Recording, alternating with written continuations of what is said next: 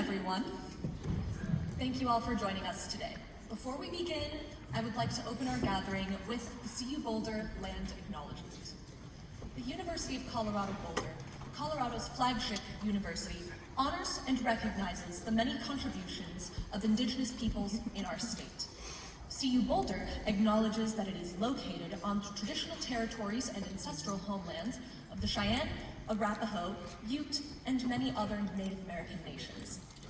Their forced removal from these territories has caused devastating and lasting impacts. While the University of Colorado can never undo or rectify the devastation wrought on Indigenous peoples, we commit to improving and enhancing engagement with Indigenous peoples and issues locally and globally. We will do this by recognizing and amplifying voices of Indigenous CU Boulder students, staff, faculty, and their work, educating, conducting research, supporting student success, and integrating Indigenous knowledge, consulting, engaging, and working collaboratively with tribal nations to enhance our ability to provide access and culturally sensitive support and to recruit, retain, and graduate Native American students in a climate that is inclusive and respectful. Thank you. My name is Bianca Rubini-Taperno.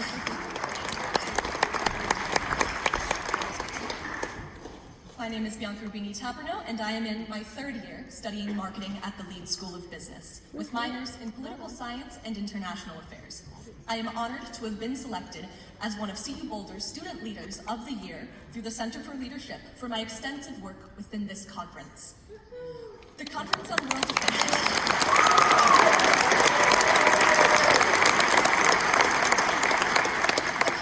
World Affairs is very near and dear to my heart. Since arriving here at CU from Minnesota in 2021, I've been able to lead teams of students and community members and committees, collaborate with faculty, and meet fascinating speakers from around the world while planning programs that span across disciplines. I've not only been able to succeed, but thrive here. It has encouraged me to step out of my comfort zone and to be unafraid to approach new challenges and changes in life. I firmly believe that this conference has the ability to bring the world to CU Boulder and to showcase our campus, people, and research to the world. Thank you to all who attended this week's events. And now it is my pleasure to introduce Chancellor Phil DeStefano.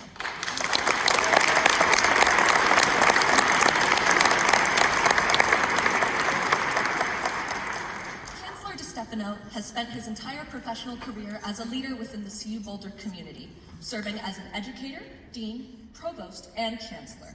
A first-generation college graduate, DeStefano joined the campus in 1974 as an assistant professor in the School of Education. In addition to his role as chancellor, he serves as Quig and Virginia S. Newton Endowed Chair in Leadership, overseeing CU Boulder's prestigious leadership programs. In September of 2023, DeStefano announced his plans to retire as chancellor and transition to new roles on campus. Upon the selection of the next chancellor, DeStefano will serve as Senior Executive Director of the Center for Leadership and a member of the faculty in the School of Education. He will also continue his current role as Newton Endowed Chair, will continue to engage with major leaders and engaged alumni across the university landscape, and will support the transition of the next chancellor. A resident of Boulder for more than 40 years, DeStefano has been active in local, regional, and national organizations, including leadership roles within the Association of American Universities, NCAA, and Pac-12 Athletic Conference. He serves on the Boulder Community Health Board of Directors and maintains close connections with numerous other civic organizations, including many where he has held leadership and advisory positions in the past. He holds degrees from The Ohio State University and West Virginia University. DeStefano is committed to making CU Boulder a nationally recognized research institution that shapes tomorrow's leaders and has a positive impact on humanity. He is a proud supporter of Buffs Athletics, a champion of democracy, and a believer in the value of town-grown partnerships. Please join me in welcoming Chancellor Phil DeStefano.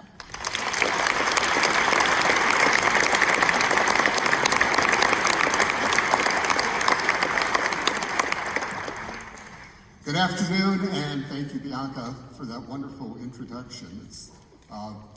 It's my pleasure today to welcome you all to the closing keynote for the 2024 Conference on World Affairs, co-hosted by the CU Boulder Center for Leadership. The Center for Leadership formed in 2020 and now includes 34 affiliated programs from across the campus, united by the aim of creating a world where leaders of character meet the needs of humanity. The center works to support, connect, and elevate leadership programs, resources, and research across the university. And it recognizes exemplary students who are becoming strong leaders through its Student Leaders of the Year award. And we're fortunate to have scholars like Bianca who are working to develop their leadership potential, benefiting not just the CU Boulder community, but also our nation and our world. And I'm thrilled today to introduce two individuals who are helping to develop the next generation of leaders on our campus. Dr. Stephanie Johnson, Director of the Center for Leadership, and our keynote speaker, Deion Sanders, better known as Coach Prime.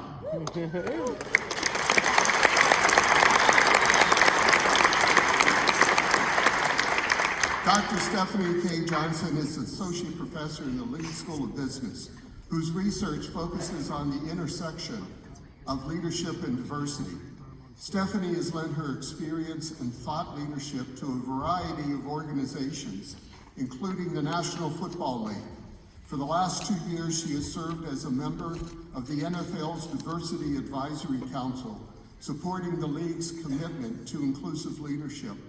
Stephanie is a member of the Marshall Goldsmith 100 Coaches, was recognized by Thinkers 50 in 2020 and 2021, and is the author of a national bestseller, Inclusive Eye, Harnessing the Power of Uniqueness and Belonging to Build Innovative Teams. She has presented her work at more than 170 meetings around the world, including at the White House for the 2016 Summit on Diversity in Corporate America. And she has published pieces in top research journals as well as leading news outlets, including The Economist, Newsweek, Time, and many others. For many years, our next guest truly needs no introduction. Our closing keynote speaker, Coach Prime. Since arriving at CU Boulder, Coach Prime's impact has transcended football, elevating the university into the national spotlight as perhaps never before. The exposure the university has received thanks to Coach Prime has created new Buff fans from coast to coast. Since his arrival, applications from prospective students to CU Boulder have increased almost 20%, and applications from prospective Black and African American students have increased over 50%,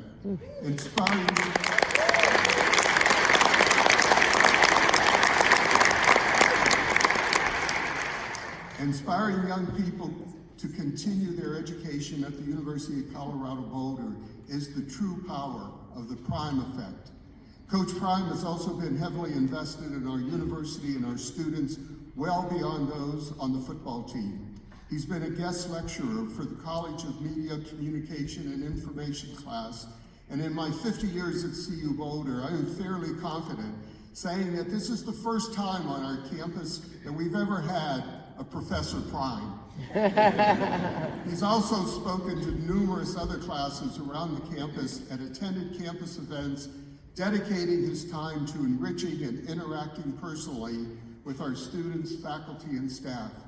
Leadership has been a hallmark of Coach Prime's career, not just in his role as a Hall of Fame football player or Major League Baseball player, but as a mentor for countless young people, including the many people he's impacted here at CU Boulder.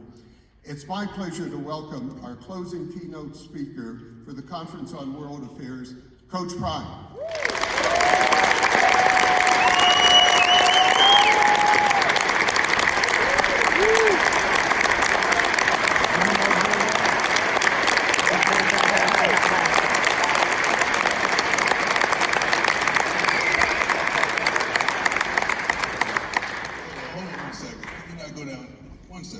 Chancellor, we need Chancellor here.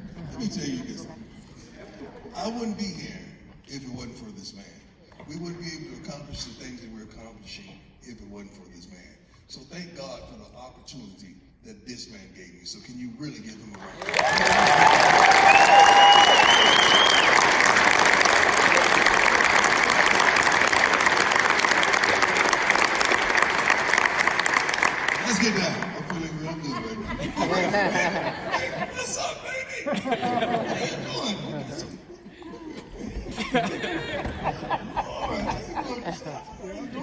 on, girl.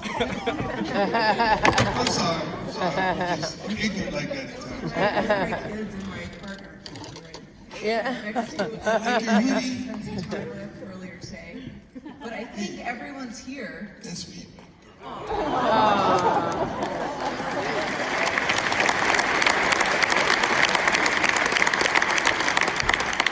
Okay, you're the best, and now I'm the coolest mom ever. But I mean, everyone's here to hear from you. I don't know about that.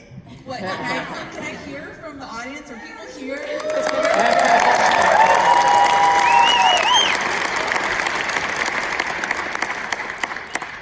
You're such a star, and I feel like so excited to be sitting here. My daughter took my Prime sweatshirt today, or I'd be wearing it up here on stage, but you know, ladies first. But I really want to delve more into your book, so I read Elevate and Dominate. Has everyone read it in the audience? We have the New York Times bestseller, and that's all I got. Jesus. You should have just voted for the darn picture. But everyone's going to read it after this Well, I'm book, right? happy, and I didn't pin it to make a bag because Rick has blessed me pretty good. So I really pinned it because I want to be your coach. I want to be your guy. Yeah. I want to be your guy too. I want to be like that boxing guy that said left, right. You know, I want to be that guy. Just get up. You can do it. You can go. Because most of the prominent people that we deem to be prominent in this country, the majority of them are athletes. And every athlete I know has a coach. Why don't you have a coach? Why don't you have someone that's in your corner, someone that's for you, someone that's motivating you, someone that's telling you you can do it instead of all the negativity that we face in this beloved country? You deserve a coach, and I want to be that guy. Hey.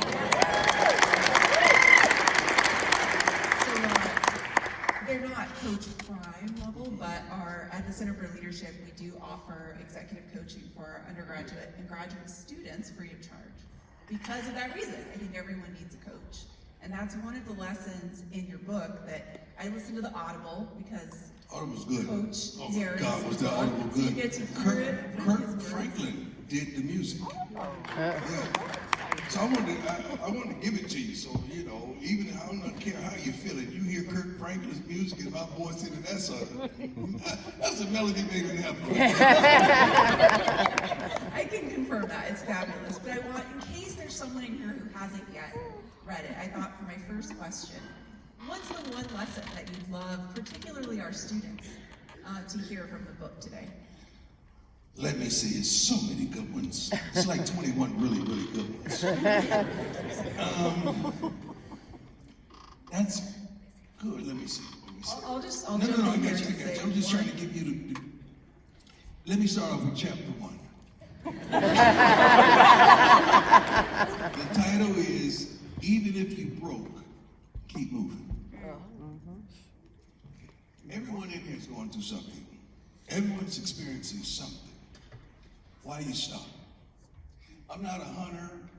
I can't shoot. I don't kill anything. I have a beautiful land in Texas, and I have wild hogs, and they tear up the whole property. But I don't shoot them or kill them. I have beautiful deer. I don't shoot or kill them.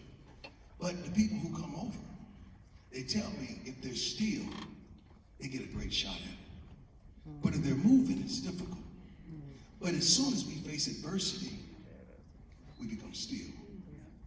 We're not moving, and the enemy gets a good shot at us.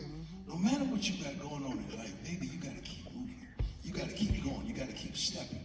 You got to keep proceeding. Everything that God designed in you, I'm sorry, I got to be me. Everything that God designed in you is facing forward. Your feet are forward, correct? Your eyes protrude forward, your ears, your nose. When you articulate yourself, you're forward. Everything prominent is forward. So why are you here to stand still and moving backwards? When he designed us to go forward. See, if I was in church right then, I would have got a real good clap. That was good. Stop the idleness and get to moving. Go where you're headed. Be Stop being idle and allowing the enemy and naysayers and haters and doubters to get a good shot at you. You are better than that, and you deserve that. Keep on moving.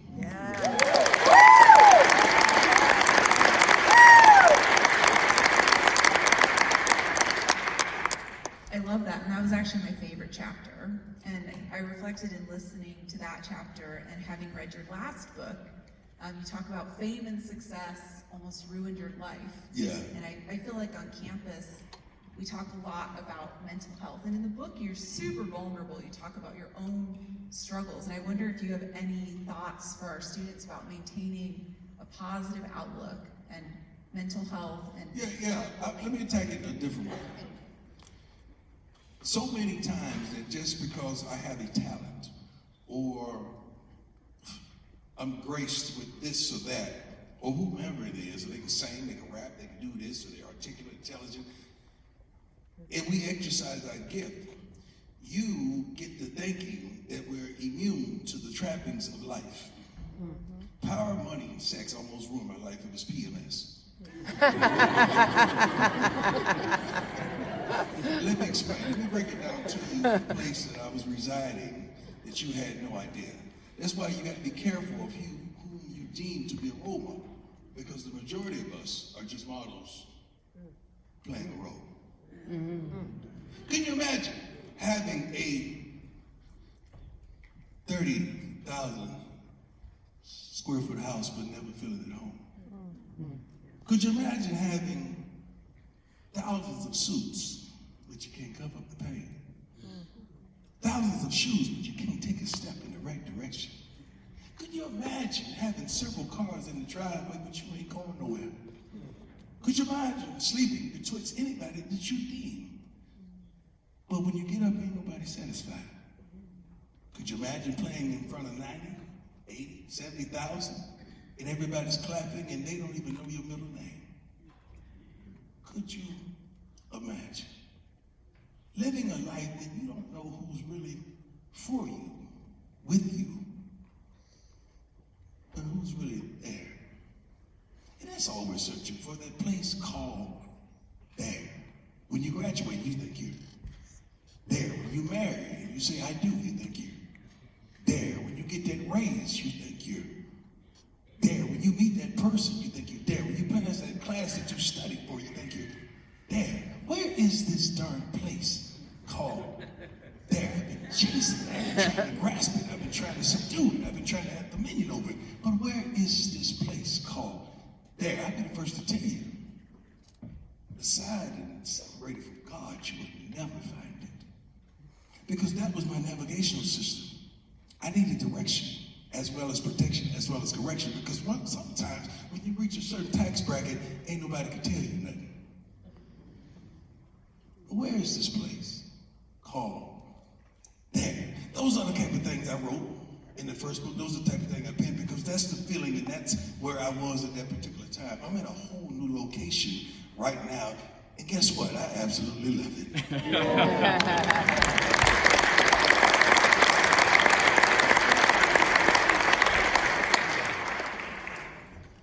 Okay, another question. So, were there things in the book that people don't understand? I feel like there's sometimes that you say things like, one of the things I love is you talk about leaders and dogs. And then I saw on, Twitter or whatever, people are like, what? He's calling students dogs? Is there anything you wrote? We are so darn sensitive here. We gotta stop that. We gotta stop that. I wasn't raised. I'm sorry. Anybody 35 and over, raise your hand. We weren't raised like that. We weren't raised in a sensitive time. We were raised in, why do you do that? Because I said so. That's the kind of parents we were raised. We weren't raised in the sensitive culture that we're in. I'm saying either you're a leader or the dog. I don't have captains. I love the military. I love the armed forces. I love policemen and policewomen. And I think they are everything in a bag of chips. I would not put my players on the same level of them. That's why I don't call them captains. Captains of what? We have leaders and we have dogs. Every dog ain't a leader, and every leader ain't a dog. Some of you are leaders, but you might not have that killer instinct in you to destroy and attack and subdue. Some of you are dogs, and you would tear up every darn thing they put in front of you. But I can't ask the team to follow you, because you may lead them in the wrong direction, but where you're going, you know. So you see an L on Shador's shirt in his jersey, and you see a D on Travis's jersey, because one's a leader and one's a dog. The problem is I'm trying to find more L's and D's. So can you help me? I love that thought process. I love what that represents, and that is the truth. And everybody's not designed and constructed to be a leader. And it's hard for me to teach someone how to lead. That's in you or it's not. And that dog and that killer, you know darn well, when that baby comes out, you know darn well, just by the actions of that child, by the age of 3, whether they're a leader or dog. You know it. I'm sorry. I got to visit this. I rank my kids. Y'all know that, right?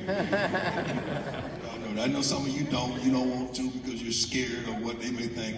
My kids know me. They know how I get down. I know darn well which one's going to put me in the nursing home. Which one is going to stay in the reading of the will. I know which one is going to just be there just to be there. And I know which one is going to take care of me and furthermore. I know my kids. Quit stopping like them kids ain't who they really are. Okay, they know darn well who they are. And treat them accordingly.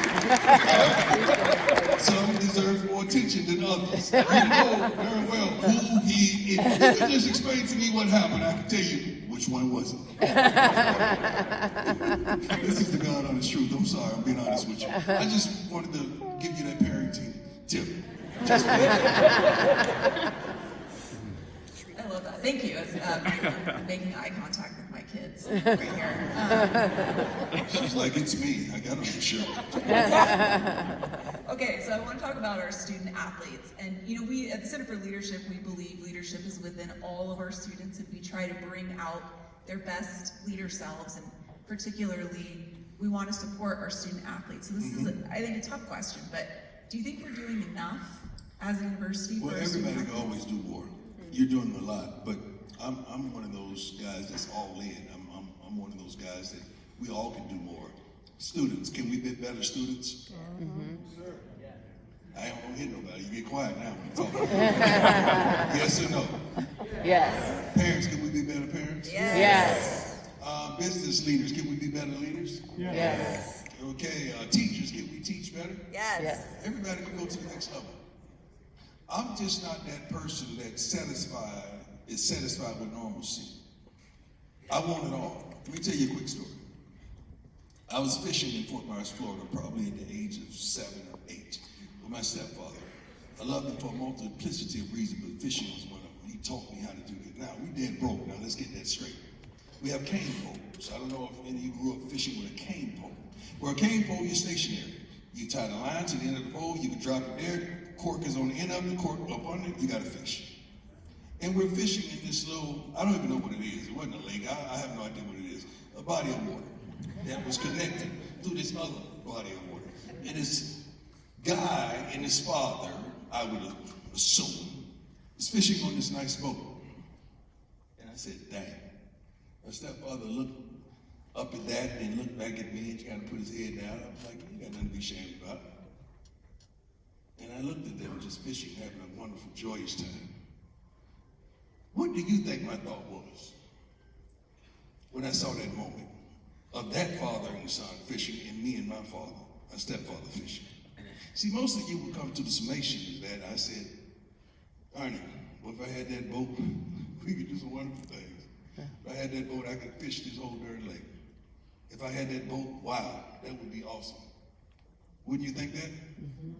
Not young Prime. I looked at that and said, if I had the whole darn lake, I could do whatever I want. You're laughing, man. That's the way I thought. And at the ages 20, I think 21, but then when I built my first home, I've never designed a home without my own lake. Now you're supposed to clap because that was good. I'm just giving you my thought processes and how I operate. True story. And it's true to this day. I have Lake Prime, Lake Time, and Lake Will. Will Knight is my stepfather's name, so it's Lake Willie. I have 3 lakes on my property in Texas. And if when we win, not if, Rick is going to be a tremendous blessing. Aren't you, Rick? And I'm going to get a lake here, all right? So everybody can shut up about me leaving. I ain't going nowhere. I'm comfortable.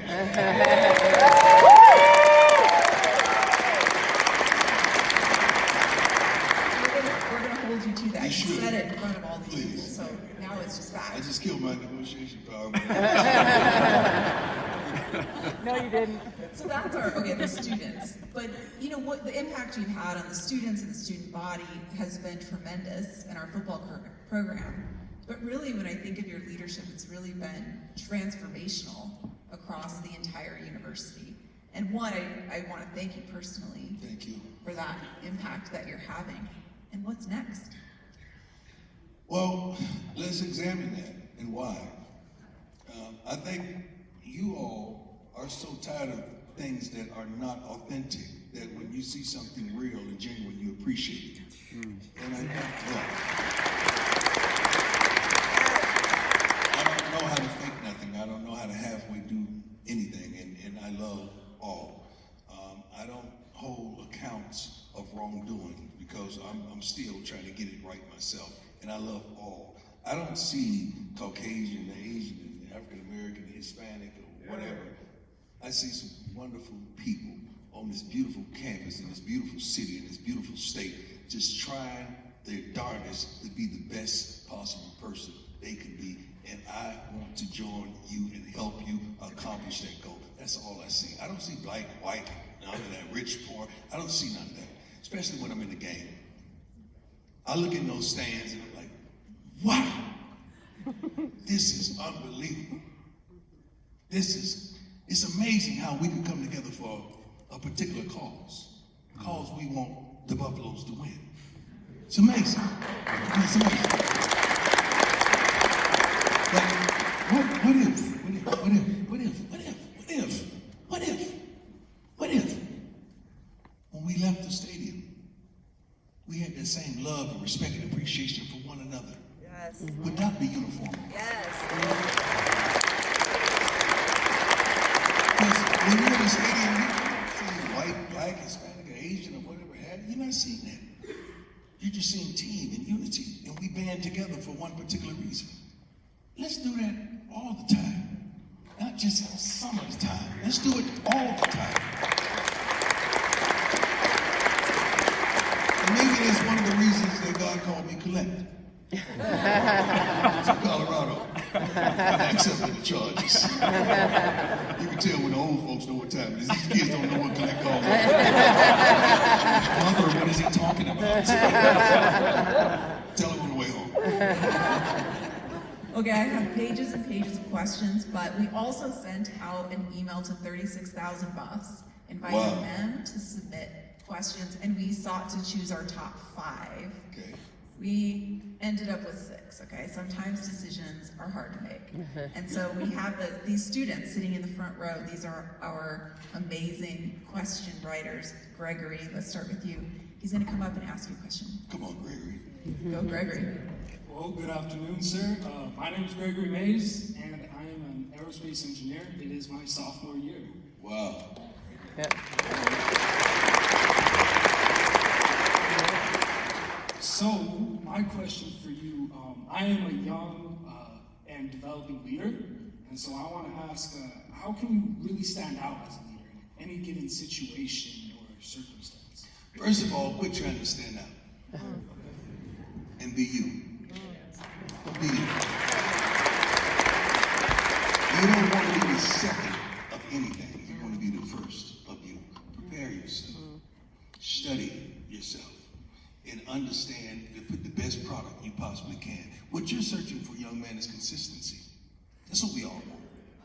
That's what everybody's looking for, consistency. Be consistently the best you that you could possibly be, and watch the elevation comes right after that.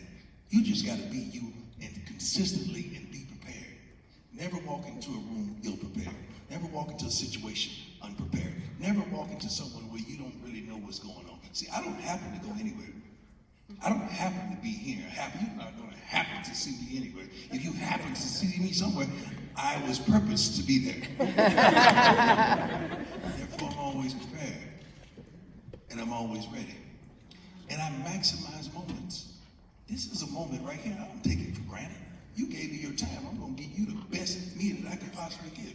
Maximize your moments. Thank you. Now we have Megan coming up, and I will say, if you haven't read the book, that's in the book, Consistency. I don't even know, I'm just spitting it out there. It's just, I really did write that thing. With help. Hi, Coach. My name is Megan Finnegan. I'm a senior studying engineering physics and mechanical engineering.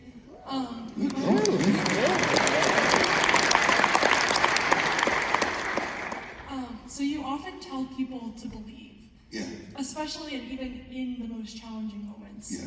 Where do you find the strength to believe in yourself and your team, and what is the value? Give me one at a time. I'm old. Let me tackle the belief. Either you're a belief or a believer. The belief is, I'm from Fort Myers, Florida, drug-inhabited hometown. I'm not supposed to be here. I was 150 pounds coming out of high school. I wasn't supposed to go to college. Nobody in my family ever attended college. They weren't thinking about college. College was not an option for me. So my mother never pushed me to go to college. Selling dope, selling drugs was the family business. Not only the family business, it was the neighborhood thing. That was the belief that I'm not supposed to be here. But yet it's still the belief ran into a believer that said, I'm better than this. My stepfather was somewhat of an alcoholic, good drunk, never laid hands on my mother. Got drunk, went to work, came back home, went to bed, got up and did it again 5 days straight. Love him for it. Consistency. My biological father was a drug addict. He was that prime time side of me. So you gotta be careful what you show your kids to, because they're watching every darn thing. So that's what they did. The belief was I was supposed to emulate and imitate them. So I saw that at a young age and I decided not to. You're looking at a man that had never smoked, never been high, never drank, started using profanity when I was 19 years old, and you still sitting there, you ain't clapping yet? You got to kill me.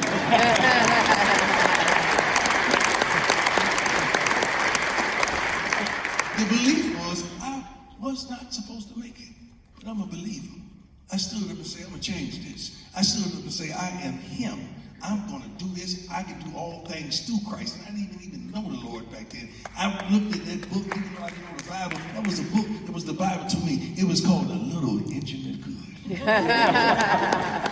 Prior trains passed it up, but this one particular train helped it and assisted it. All I needed was some assistance and some help.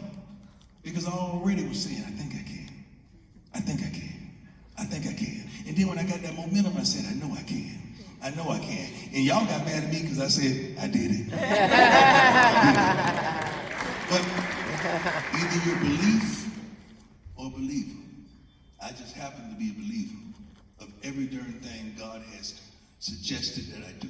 And I believe wholeheartedly, but we're going to win. I believe wholeheartedly kids are going to graduate, all of them. I believe wholeheartedly we're going to raise great young men in the community as well as in the school. I believe wholeheartedly we're going to provoke change in this city. Then it's going to start in this state. Then it's going to start everywhere. I truly believe that. Now, give me phase 2. Phase 2, you kind of covered it, but what's the value that you see in this whole mindset of belief and believing and being a believer? To believe, you got to commit. You can't believe in something you don't commit. Anybody out there relationship, if you believe that we're supposed to be together, isn't it supposed to be a commitment? You got to commit to that and stick with it. And every day is not going to be sunny. It's beautiful out there today. Give it a week here in Colorado. Yeah. Rick keep telling me, it's never been like this. It hadn't been like this, Coach. Yeah. You got me now. You can stop lying to me. Thank you, sweetheart. Thanks, Megan.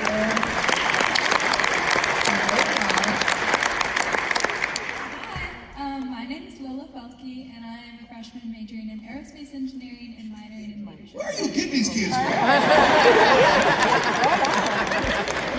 Lord, you go back and go up on the football team again. Where you get these kids from? There's a lot of us engineers who get prepared. My question for you is you often coach people with largely diverse backgrounds. So how do you unite people with these different backgrounds and beliefs in order to accomplish these team goals? You gotta accept people for who they are.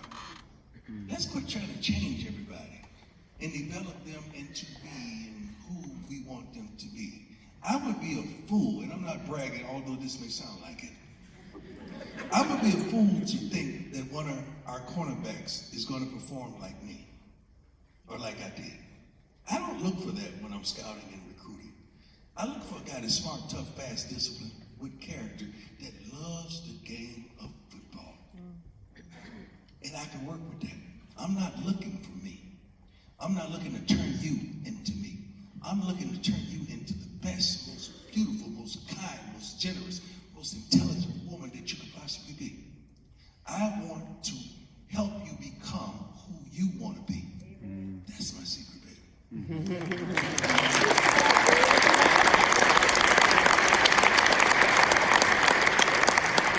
All right, Diego, my guy. Good afternoon, Coach. How are you? How you doing? Good. My name is Diego Navarro. I am a molecular biology major and music minor.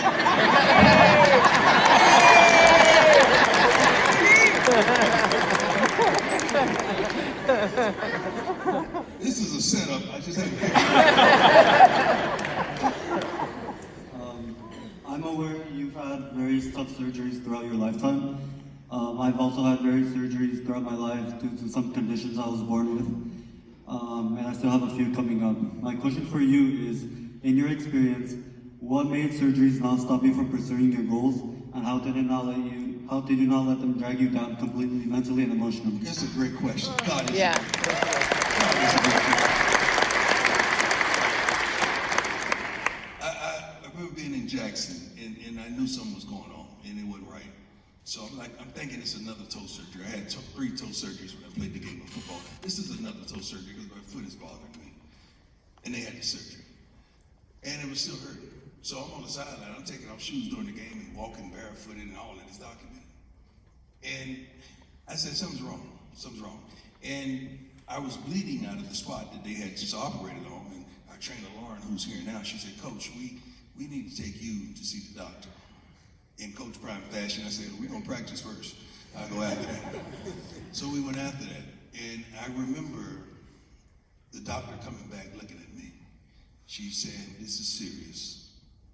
We're going to have to go into surgery now. I'm like, oh, Lord. And I prayed, and I was good. 9 surgeries later, within a month. And the first time I peeked up and looked down there, I had 2 toes amputated. I remember them asking me, are you okay? I said, well, I don't have a choice. Because first it was my life. Then it was my whole leg. Then it was knee down. Then it was 2 toes. And I was thanking the Lord for that procession. Because it could have been me. And I said, I don't have a choice. Do your thing. I don't need those toes. I ain't running no more anyway. All right? 9 surgeries later, I would wake up highly medicated in the middle of the night saying, Lord, thank you. Lord, I appreciate you. Lord, I love you. Lord, thank you for choosing me because I don't know anybody that could handle this right now. Lord, thank you for making me that guy because I know every time you put me in the spotlight, I'm going to praise you because they don't understand what I'm going through, what I'm dealing with. Lord, I just thank you because you've taken me to the height. Now I'm seeing what things could possibly be, but Lord, I know you're going to rise me back up. So if it wasn't for those trials, if it wasn't for those trials and those tribulations, I wouldn't be here right now. See, everybody wants to pray for the up, but you don't want to pray during the down. I'm thankful for both because I trust the God that he wants me to shine and he wants me to win. You know why? Because he trusts me. Because when he gives me that platform, what you think I'm going to do? Lord, I thank you. Lord, I praise you. Lord, you're so good. I thank you for choosing me and not taking me out several years ago. So I'm always thankful for the good as well as what you deem the bad. I don't have bad days. Every day I have is good. Maybe have a bad moment, maybe even a bad hour, but never a bad day. Thank you very much.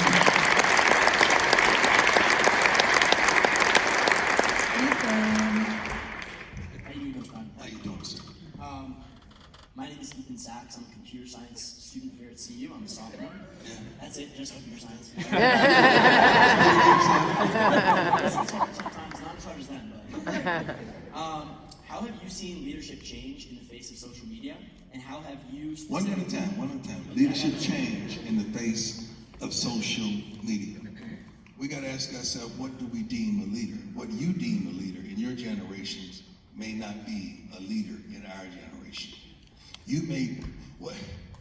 If you have the most followers, you call them leaders. You call them influencers. If you have neck and everybody follows, that's not leadership to us. It's not leadership. My old school, you were supposed to clap. That was leadership.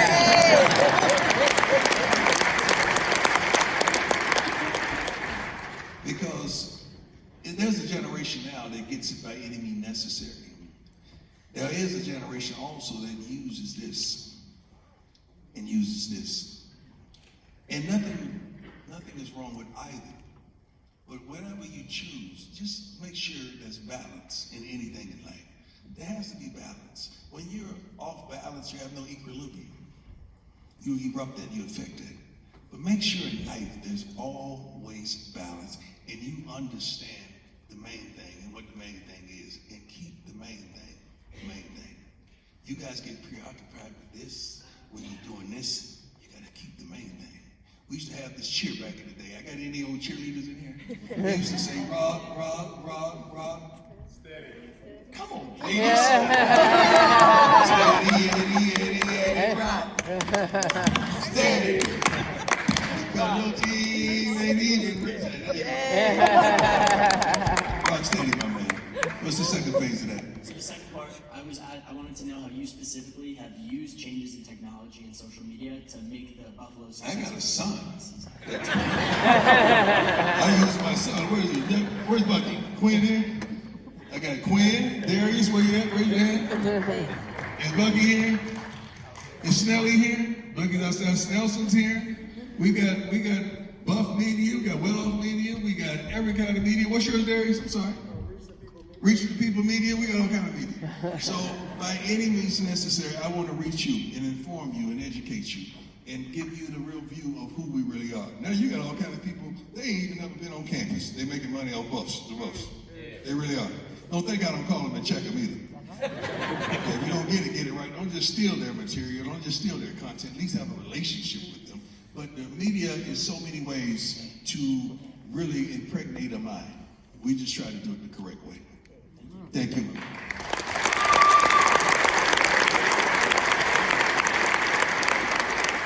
All right, Eric. Hi, Coach. How you doing? Good, how you doing? Good. Let's get it over with. Give it to me. I got you.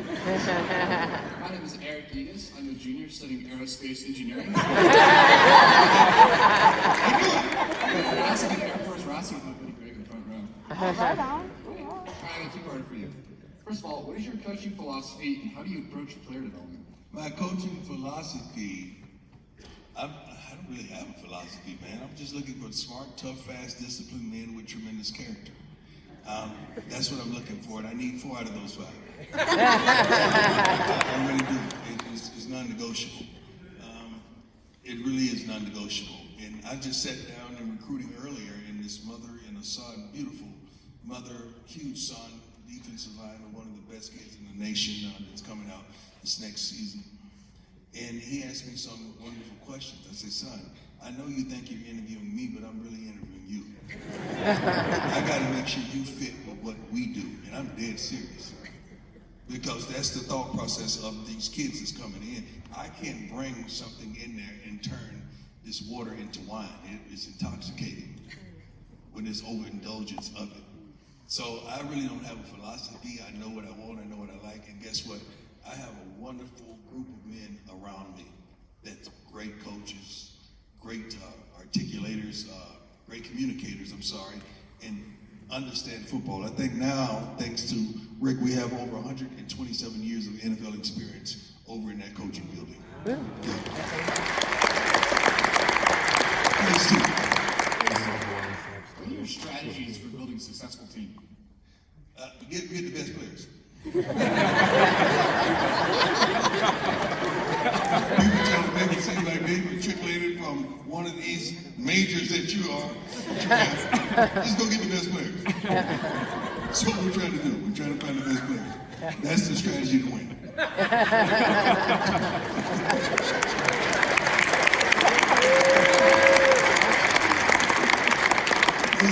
You think it's more? I'm serious. Right? Isn't that the formula, Rick? That's it. We go get the best players. Okay. The aerospace engineers think everything's rocket science, but get the right people. Less is more in our game. Thank you, sir. Thank you, Eric. He really was waiting for something else. Okay, can we give a round of applause for our students?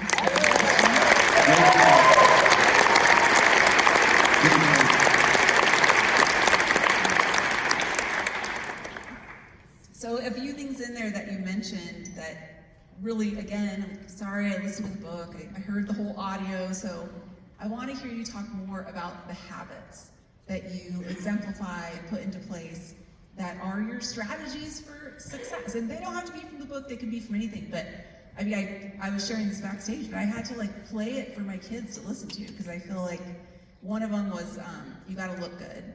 So I tried to step it up for you. You're killing the game. But there's so many things in there that I feel like there's small habits that we can do every day.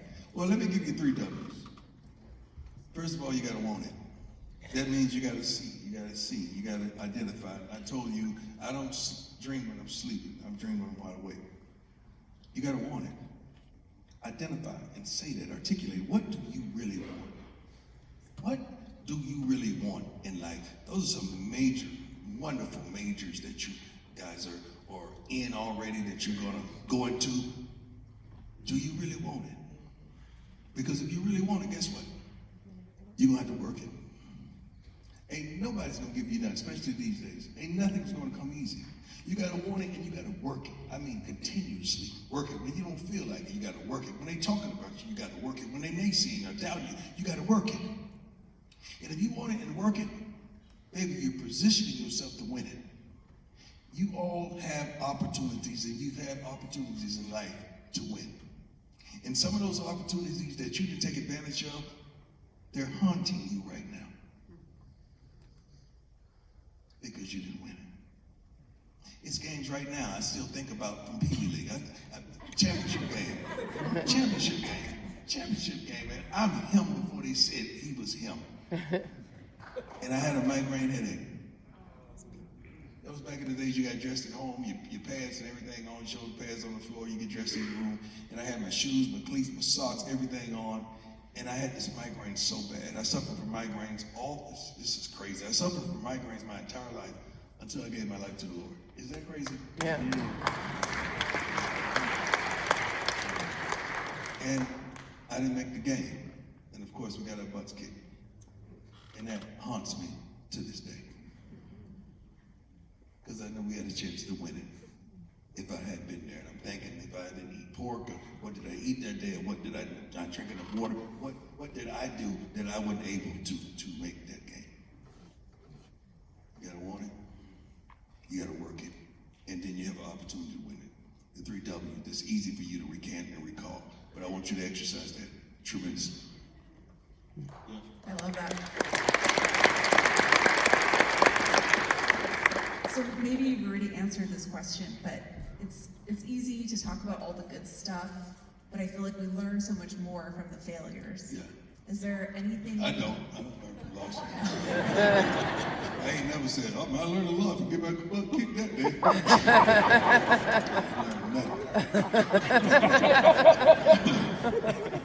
I look when I win. I'm like, yeah, that's how we win. That's what you gotta do. I don't learn nothing from losing. I'm sorry, I'm just not with that.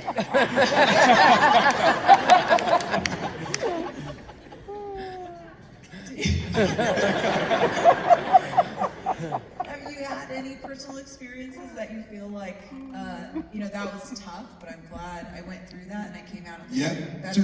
two divorces. That's great. My God, that was tough. Those lawyers were good, but I'm glad I came out on top. I'm dead serious too. I can see stuff when I talk. I can see it. I can see it. Thank God. Thank you, Jesus. Yeah, they're like, did he just say what he just said? Rick told you I was going to keep it 100. I'm sure you prepared him, Rick. I know he's going to say what he feels. What did you learn this first year at CU with the team? I learned a smidget of patience. I learned to go with my first instincts. And when I have a feeling, you got to run with it. And I had a feeling on a couple things, a couple situations that I should have ran with it, and I didn't. That would never happen again. And my main thing is, believe it or not, is you. Because it comes to multiple times of the game. I just look at the stands. And I see you yelling, cheering, and standing, and you're so full of hope. You were so full of hope. Like you, and the thing about it, I think every game we played here, we got our butts kicked on the road a couple times, but every game we played here, we were in it. We had a chance to win it, but we didn't have what it took to absolutely win it. But I saw the hope in your faces. I saw that sparkle in your eyes, like, oh God, we're close. We're close. You weren't trying to dip, meaning leave before the end of the game. Translate to that way.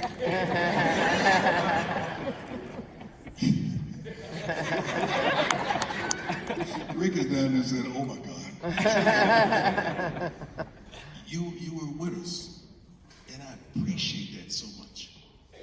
And in my infinite mind, I don't want to let you down. Like I want to win for you. I want to dominate for you. I want you up in the stands doing the Dougie by the third quarter. I want Peggy doing the bump with somebody. I'm serious. With a pair of machetes. I want Peggy. Like, that's what I want for you. So those are the thoughts that I have. I don't want to let you down. I want to win for all of you, because when we win, it's like we won. Not just the football team, it's like we won. And it just seems like, I can guarantee you, if we do a study on assignments and testing and all that, I guarantee you we test better when we win. I guarantee you relationships are better when we win. I guarantee you. I know we're making a lot of money in this city. We've done that study. I guarantee you. Everything is better when you win, and that's what I want for you. Now, there is one particular thing that I need you to hold back on a little bit. There's a particular time when I'm looking at the stands, I'm looking at you in the midst of the game, and I turn around in the TV timeout, and I just face the stands. I think it's over there by the student section. There's some funny smell that I keep smelling. I don't know what it is. Can somebody help me, because I smell it every game. And I don't know where it's coming from, but everybody has like a really happy look on their face. So, whatever it is, God bless y'all. I'm not lying about this smell. Later on, when my kids aren't here, I'll tell you what that is. So I just read another book. I read all the books, so Range is what it's called, and it talks about, like, should we be generalists or specialists? Today, I think a lot of athletes are going into, start at age 4, and stick with it until you're 20 and try and get into the Olympics. You were, I would say, not arguably one of the greatest athletes of all time, playing professionally.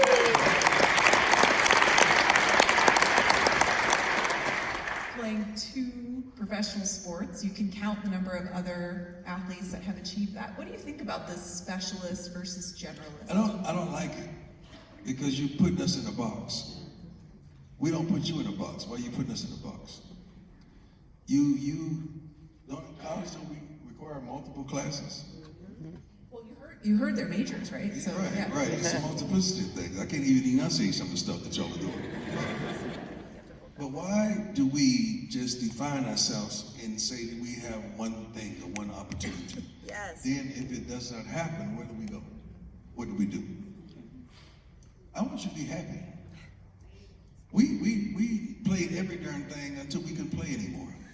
You, just like when you were a kid, you didn't just go outside and play hopscotch and that was it. You come on back in. No, you played, you had the hula hula, you had the hopscotch, you had the yo-yo, you had all kind of stuff. Now we're doing one darn thing. We're just learning how to play this one darn video game until we seem like we master it. Then if it don't work, we're upset. And now we got mental health. And I don't understand it whatsoever. I understand mental health. I truly understand that. But I want you to do all that you are capable of doing. Why are you limiting yourself? Why aren't you really enjoying life? We only get one shot in this thing called life. And time is your most valuable coin that you possess. Be careful how you spend it. And be careful who you spend it on and who you spend it with. Time is every darn thing. I know we're chasing money. I know we're chasing fame. We're chasing wins. We're chasing women. We're chasing men. We're chasing academics. We're chasing all kinds of stuff. Time is the most valuable coin that you possess. Make sure you understand that, please.